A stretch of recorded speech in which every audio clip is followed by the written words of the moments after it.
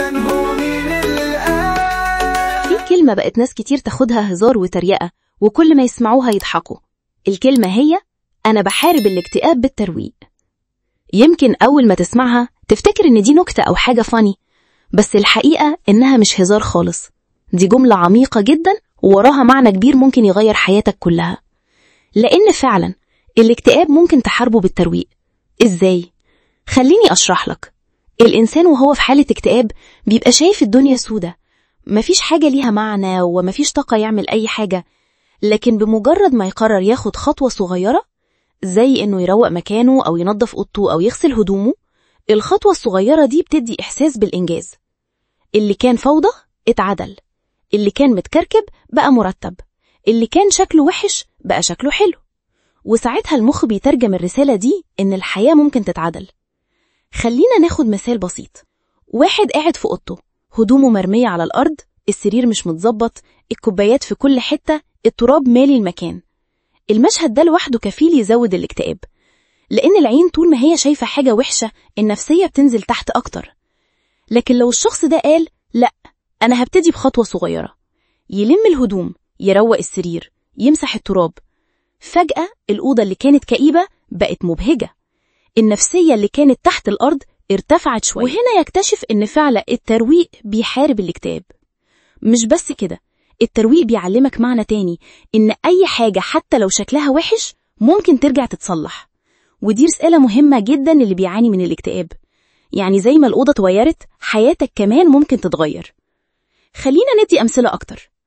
لو المطبخ مكركب وغسلت الأطباق ورجعت كل حاجة مكانها، فجأة تحس إن في طاقة إيجابية داخلة عليك. لو غيرت فرشة السرير وحطيت مفارش نظيفة، تحس إنك نايم في مكان جديد. لو رتبت مكتبك، شلت الورق القديم وحطيت حاجاتك بشكل منظم، تحس إنك قادر تبدأ شغل أو مذاكرة بطاقة جديدة.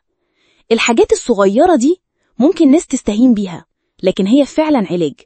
لأن الاكتئاب بيخليك تحس إن مفيش حاجة هتتغير، والترويق بيثبت لك العكس. الناس اللي بتتريق على الكلمة دي هم اللي مش فاهمين الفكرة. بيفتكروا إن اللي بيقول بحارب الاكتئاب بالترويق بيهزر، مع إن يمكن يكون لاقي الخلاص الحقيقي في الموضوع ده. واللي جرب ينظف وهو تعبان نفسيا يعرف قد إيه الحاجة دي بتفرق. كمان مهم نفهم إن الموضوع مش بس عن الترويق بالمكان، لكن كمان ترويق الأفكار. لما تكتب كل اللي مضايقك على ورقة وتبتدي تمسح أو تشطب أو ترتب أولوياتك، بتحس إن دماغك اتروقت. نفس الفكرة، اللي كان متكركب جوه دماغك اتنظم، وده برضو بيهدي الاكتئاب. خليني أقولك حاجة. في علم النفس في مصطلح اسمه behavioral activation، يعني تفعيل سلوكي. فكرته ببساطة إنك تتحرك وتعمل نشاط بسيط يديك إحساس بالإنجاز. ومين قال إن الترويق مش نشاط؟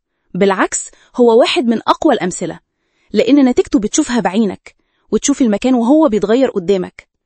ولو جينا للواقع، كل واحد فينا جرب الموضوع ده من غير ما ياخد باله. فاكر مرة كنت متضايق ولما نظفت مكانك حسيت إنك أحسن؟ أهو ده بالظبط اللي بنتكلم عنه. خلونا ندي سيناريو واقعي. بنت في الجامعة عندها امتحانات وقاعدة مضغوطة ومش قادرة تذاكر. تقوم تقول طب أروق أوضتي الأول. تروقها وتخلص تلاقي دماغها بقت صافية ومركزة أكتر. الاكتئاب والضغط اللي كان جوه نزل شوية. أو ست بيت عندها مشاكل وضغوط، تقوم تقول طب أعمل الغسيل وأشوف المطبخ. بعد ما تخلص تبص حواليها وتحس إن فيه هدوء وسكينة. حتى الرجالة اللي بعد يوم شغل طويل جدا ممكن يقوم يروق عربيته، يغسلها، ينظفها، بيحس براحة غريبة.